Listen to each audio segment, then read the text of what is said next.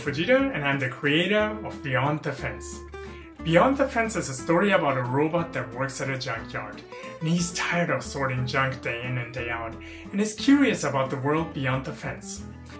The goal was to create a first-of-its-kind, multi-user narrative that people can enjoy together with their friends as avatars in virtual reality. It is the first ever narrative experience designed specifically for the social VR platform Facebook Spaces. And since it was designed for VR, let me continue in VR. And this is the VR version of me. I'm now in Facebook Spaces as a virtual avatar.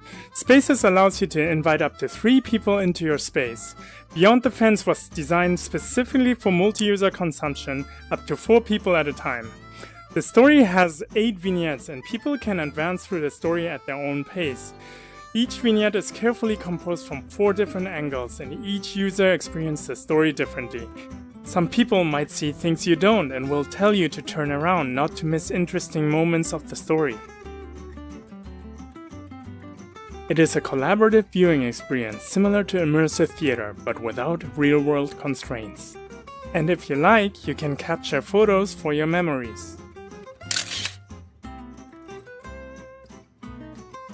This state-of-the-art technology and the new way of storytelling is truly a dream come true to me, and I can't wait to see what the future holds.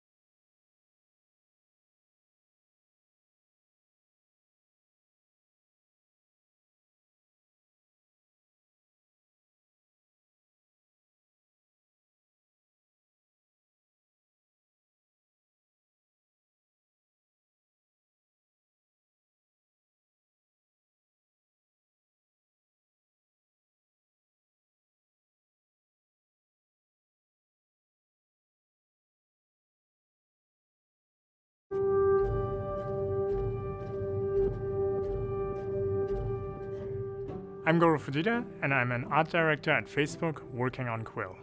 The Last Oasis is a first-of-its-kind VR narrative entirely created in Quill, an experience I designed specifically for the Oculus Quest. For me, it was always a dream to be able to dive into my own paintings or dive into other people's paintings, and with Quest, you remove the wires. You become tetherless, right? Which means you can freely now move around the space. Oculus Quest is a standalone mobile VR headset that is completely untethered. There are no wires, and everything that you need for compute is directly in the headset itself. I believe virtual reality is super exciting, especially for storytelling. For the first time, we can use virtual reality to bring people into different places which were painted by someone.